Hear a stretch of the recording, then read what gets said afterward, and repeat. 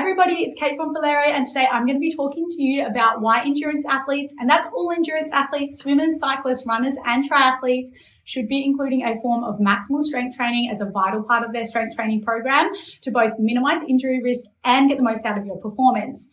This is a topic that I am really passionate about because I find that it's something that's got these common misconceptions about it and something that is really misconstrued when it comes to understanding the literature and then putting it into practice.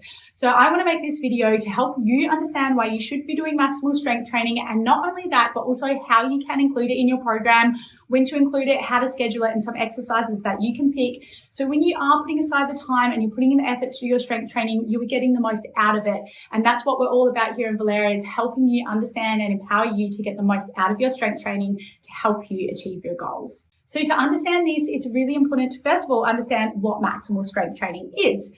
So according to the literature, maximal strength training is any form of strength training that involves anywhere between 3 to generally 5 sets of anywhere between 1 to 6 repetitions of loads greater than 85% of your 1RM. And that's where the key is there, is really in that load side of it. So what that means is if you were to do a lift, let's say that you were doing a squat and you could lift, for example, 50 kilos for your 1 rep max, so how much you could do for 1 repetition, you would have to do 85% of this load or more during those particular sets and reps for it to be counted as maximal strength training. Now, I understand that that's not always helpful for endurance athletes because we can't 1RM test every exercise, nor should we. So an easier way to understand that is that you are traditionally aiming for leaving anywhere between 0, 1, or 2 reps in reserve, sometimes 3 reps in reserve. And that means that when you've re-racked your weight, you feel like you could only do no more repetitions, 1 more repetition, 2 more repetitions, or maybe 3, but no more than that. If you can leave more than that in the tank, you're not traditionally going to fit into those maximal strength training parameters. So quick little refresher, 3 to 5 sets, 1 to 6 repetitions, loads greater than 85% of your 1RM, or anywhere between 0 to 2 reps in reserve. That's important to keep in mind for the rest of this, and I'll remind you of that and I'll help you understand how you can put that in your program later on in this video. But why should endurance athletes include maximal strength training? First of all, we have to take a little bit of a step back to understand a little bit of the science and how these loads actually work and the changes that they make in our bodies for us to understand why we should do this. The first thing that you want to keep in mind is that you don't want to be doing muscular endurance strength training because muscular endurance adaptations happen from endurance training. That's the point of doing our endurance training, so all of our swimming, our cycling, and our running. Why we do strength training is for a completely different stimulus, and I'm going to take you through those stimuluses and the changes that you would get from lifting heavy. So when we look into the literature, and let's take, for example, some studies that have looked at runners. So there have been quite a few studies that have actually compared doing strength training programs. So for example, one looked at 16 well-trained male runners, and they made the athletes do predominantly lower limb exercises. So these were things like leg press, a squat, and some calf exercises. And they separated these programs and they got half of the athletes to do these in those maximal strength training parameters. And then they got the other half to do these in 3 sets of 12 repetitions at lighter loads. What they actually found in these athletes was that it was only the ones who did the heavy strength training after only 4 weeks saw significant improvements in their running economy. And this was improvements of 6.2%. That's huge. In the group that did the 3 sets of 12 repetitions, they did not significantly improve their running economy. Also, in my PhD, we found very similar when it came to improving running economy. We started off doing 12 weeks of more moderate load strength training, and that didn't significantly improve running economy, but the 12-week heavy strength training block did. So why is this the case? I'm going to take you through some of the reasons why that heavy strength training is important and the adaptations that happen to the body for this to occur. The first thing is an improvement in maximal strength. And you're probably going, really, Kate, I've listened to this video and you're telling me that maximal strength training improves maximal strength. Thanks. But let me take you back to why this is really important, because I think that this is something that's really commonly missed, particularly in endurance athletes, especially in really long distance athletes. So Ironman athletes or even ultra runners think, why would improving my maximal strength be that important for me? But when we improve our maximal strength, we can actually improve our fatigue ability. So we can help our body's ability to tolerate fatigue, and we can improve our running economy and our cycling economy, etc. as well. So again, let's take a little step back to understand this. If we can improve our maximal strength, we can improve our maximal voluntary contraction of our muscles. And this is really important because when it comes to, say, for example, running and every single push-off that we take during running, or if you think about cycling, or if we think about cycling, with every time that we push through the pedal, if we can improve our muscles' voluntary contraction, so improve that maximal strength, what that means is that the muscle fiber tension that's developed during every single push-off during running or every single pedal stroke during cycling is going to decrease to a lower relative value. Now, this is really important because as that relative intensity comes down, so as we decrease that muscle fiber tension, as it becomes a lower percentage of our maximal voluntary contraction, when we do that, our bodies follow the principle, a size principle when it comes to recruiting particular muscle fibers. So what that means is that at the lower percentages of using our maximal voluntary contraction, we're using more of our slow twitch muscle fibers. So our slow twitch muscle fibers, or our type 1 muscle fibers, are the ones that are more oxidative, they're very fatigue resistant, and they're much more economical than our fast twitch muscle fibers. So when we're sitting at a lower percentage, we're using more of those, and that's a lot more economical, and we're a lot more fatigue resistant when we are using these. But as we start to creep up and we use more of our muscles' voluntary contraction, we're going to recruit more of those type 2 muscle fibers, or the fast twitch muscle fibers, and they are less economical. So we actually want to postpone the recruitment of those. So when we can actually decrease the percentage of the maximal voluntary contraction of what we are using during every push-off or every pedal stroke, what that means is that we are being more efficient because we are using more of those type 1 muscle fibers, and we're going to prolong the time that it's going to take us to then have to recruit those type 2 muscle fibers. So I'm going to give you an example of this. So let's say that you are in an Ironman and you're on the cycling leg, okay, and you're putting out 200 watts. Perhaps at that 200 watts, you're sitting on 75% of your maximal voluntary contraction. Let's say that you're doing some really efficient strength training, you're following the Valeria app and you're going, oh my goodness, I'm getting strong, my maximal strength is improving. That means that over time, at that 200 watts may actually change to then be, hey, that's not 75% of my maximal voluntary contraction anymore. That's actually gone down to 70%. So in that case, you're then going to prolong having to use those type 2 muscle fibers because you are more efficient there. That means that then when you hop off and you go onto the marathon, you can be more fatigue resistant and more economical when it comes to then running your marathon. Alternatively, you may say, no, I'm really happy at sitting at 75%, but at 75%, that's not 200 watts anymore. That could be 220 watts. So you've got a higher power output for that same relative percentage. So that's a way that your maximal strength can help you improve your performance and help increase your fatigability. And you could argue that that is more important in the longer distance events. You want to improve your economy and you want to increase your fatigue resistance. So that's one of the big ways that maximal strength training can really help you improve your endurance performance. Now, the second big way is improving something called musculotendinous stiffness, and this refers to the stiffness of the muscles and the tendons. This comes from a few things, so the actual stiffness through the tendon and the muscles themselves, but also how they work together as a unit. And when it comes to improving that, we need to put substantial loads through our muscles and our tendons for them to adapt, and that is really, really important. You are only going to get changes in maximal strength and in musculotendinous stiffness through having those ample loads. So when it comes to improving that musculotendinous stiffness, you can think of this like an elastic band. So if you have a really, really strong, nice and stiff elastic band, you put tension on it and you let it go, it goes flying. You can think of that. I particularly like to think of this in running because this musculotendinous stiffness is really important in running because we take that impact from the ground, it's stored as elastic energy, and then we expend it again and then we move forwards. If we're that really nice, strong, stiff and robust elastic band, we're going to be more economical. We can decrease our ground contact time. We know that that's really important in improving economy, and that can in turn overall improve our performance.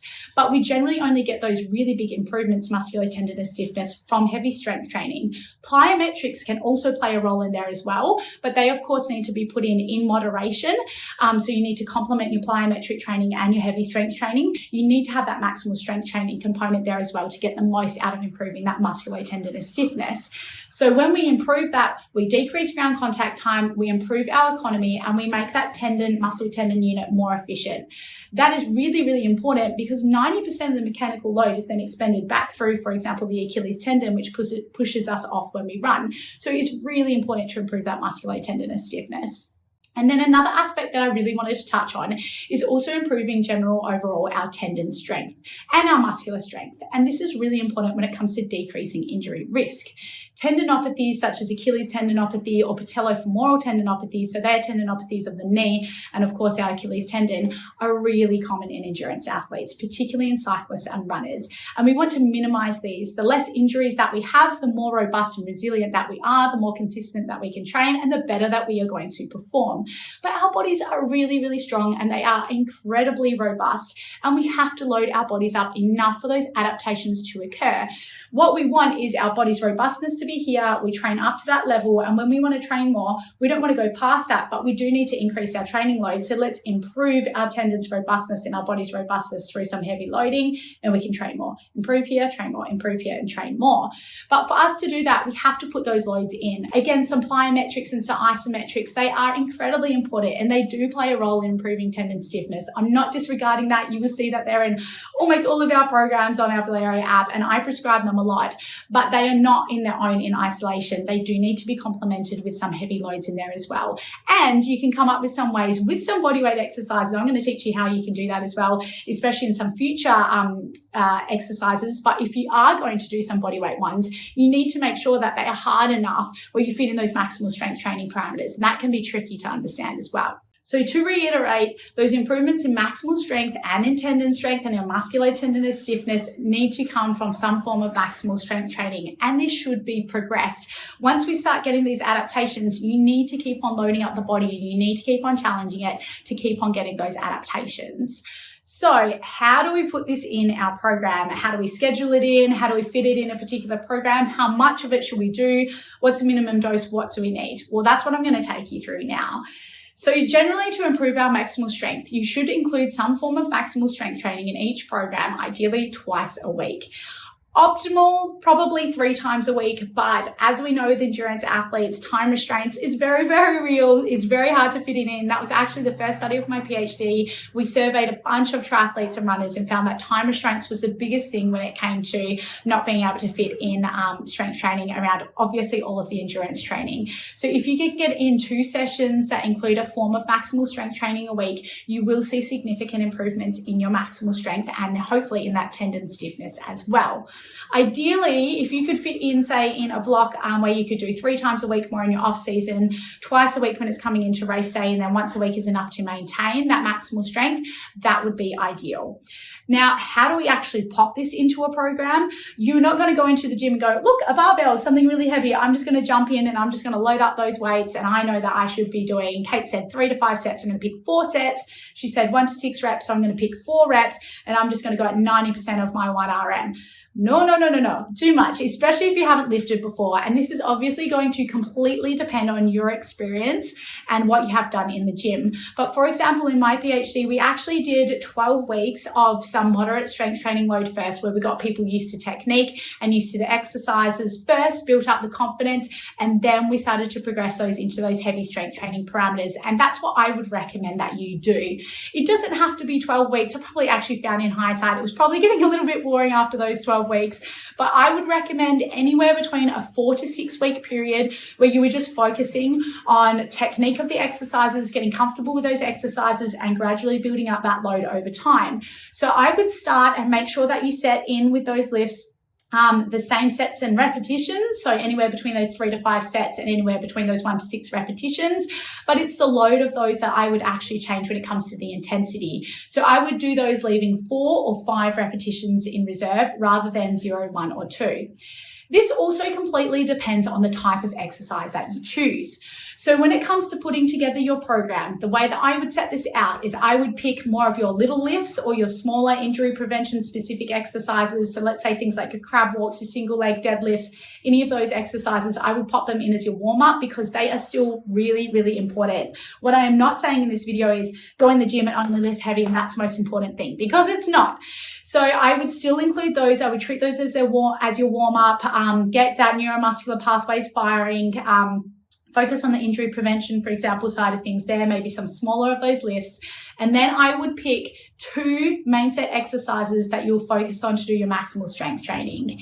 If you were used to the gym, you could do 3. For example, whenever I'm in the gym, I always like to do 3 main set heavy lifts, and then I make sure that I'm getting in all of my muscle groups that I want to target. But I've been strength training for a long time. When I started, I would only do 2 maximal strength training lifts. So this is totally going to depend on you and how you feel. Of these lifts as well, if you were newer to doing your maximal strength training, I would start with one where it requires very little technique. And then so that could be something more machine-based. And then I would include an exercise that is a little bit more technique-based, more of a compound movement, such as a squat. And I'm going to take you through these exercises at the end of this. So I'll give you some ideas of the more simple ones with minimal technique, so you can focus more on just going heavy and getting those loads right. One with a little bit more technique, and then you can build up those loads over time as well. So an example of this would be, you could do some warm-up exercises, some crab walks, some wants to walk, some single leg deadlifts, maybe a little upper body exercise as well. And then I would do some warm-ups towards your heavy lifts. And then I would pick my easy, straightforward exercise would be, for example, a lat pull down. And then my more technical one might be a squat. And then for those main set ones, I would do, for example, 4 sets of 5 repetitions. In the first 4 weeks, I would leave 4 or 5 repetitions in reserve. I would give myself 2 to 3 minutes of rest in between each of those sets. And then as I felt confident and happy with that technique, I would focus on bringing those repetitions in reserve down. So that means when I would re-rack, I'd want to go, you know what, I'm feeling pretty good with 4 reps in reserve. Let's add some weight. Let's aim for 3. Let's add some weight. Now let's aim for 2. Add some weight. Now let's aim for 1 rep in reserve. And the really important thing with including those lifts is that you keep on progressing them. For example, there was the same group of authors that did a very similar study in both cyclists and runners.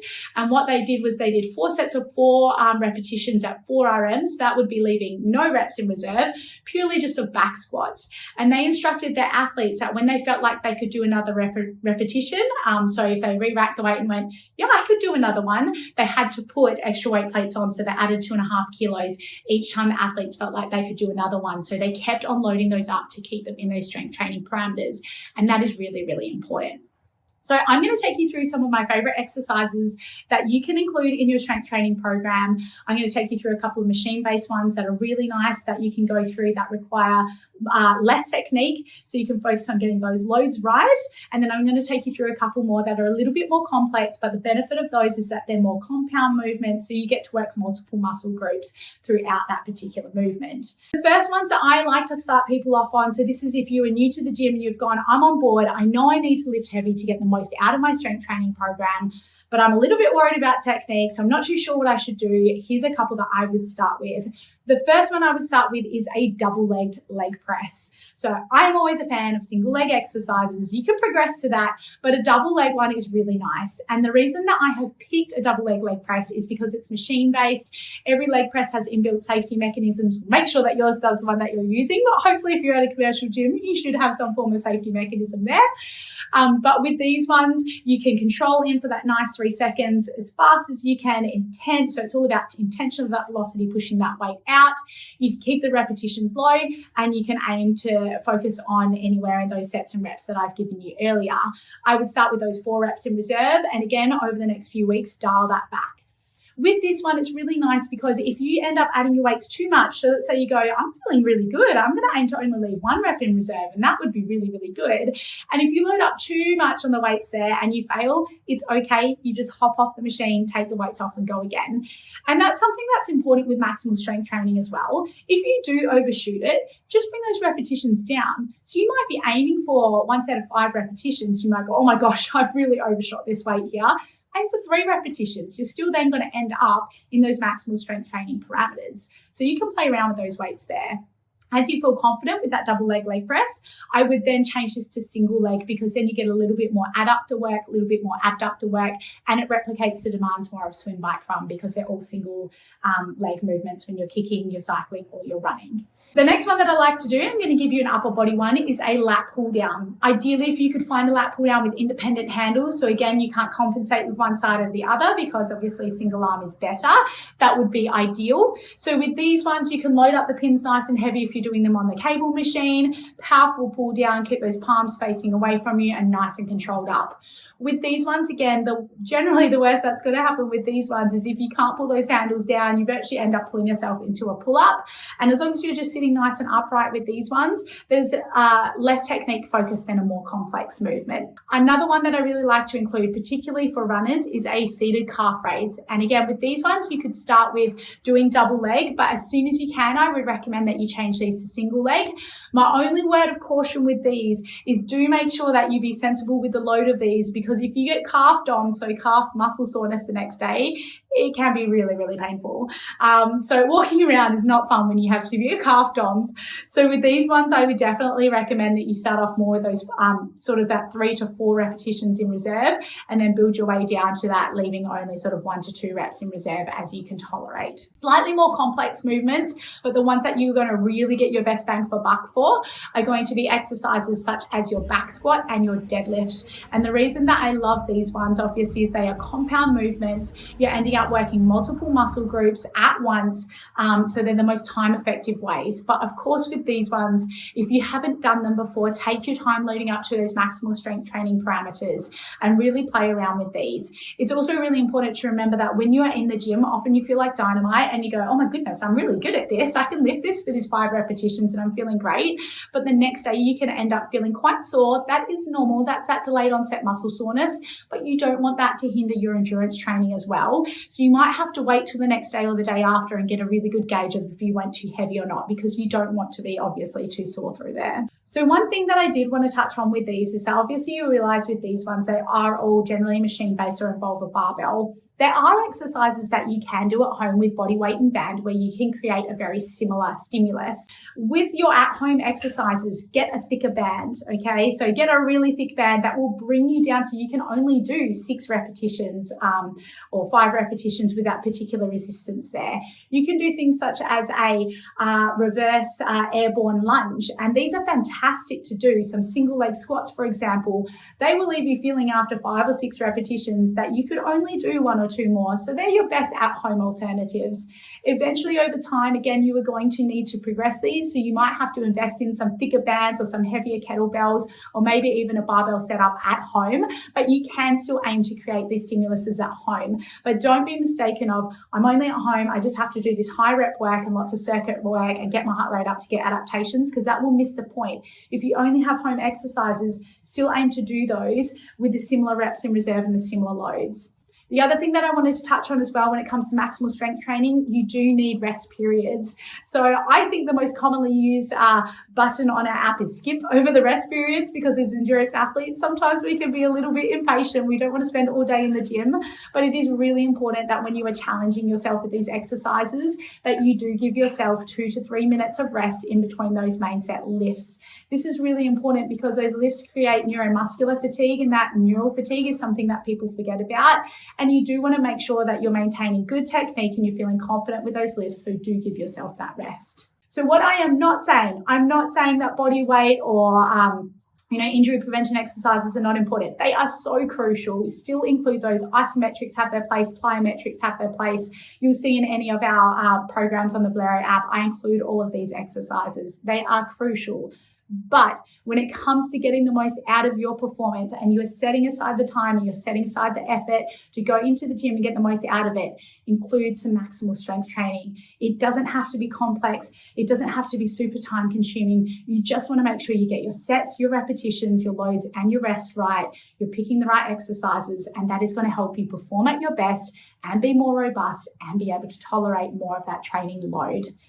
If you're going, this sounds fantastic, but I'm still a little bit confused, make sure you download our Bodyweight app. I have handcrafted all of these programs. They're tried and tested by so many athletes, and I've taken out all of the thinking and the reasoning behind it. I've made it as simple as I can, so you can jump on the app, you can get the program to suit you, and you can go in the gym. It dials in your weights for you based on your feedback on reps and reserve. If you are using any exercise with weights, it changes those weights for you based off your feedback, and it really simplifies that for you. We are here to help you understand everything there is about strength training. We're here to help you get all of the latest research, and unfortunately it takes 7 years for research to come from research into practice, but we're here to speed that up for you. We're here to help you get the most out of your endurance training. So if you have any questions, pop them in the comments below and let us know, and happy training, and we'll chat to you soon.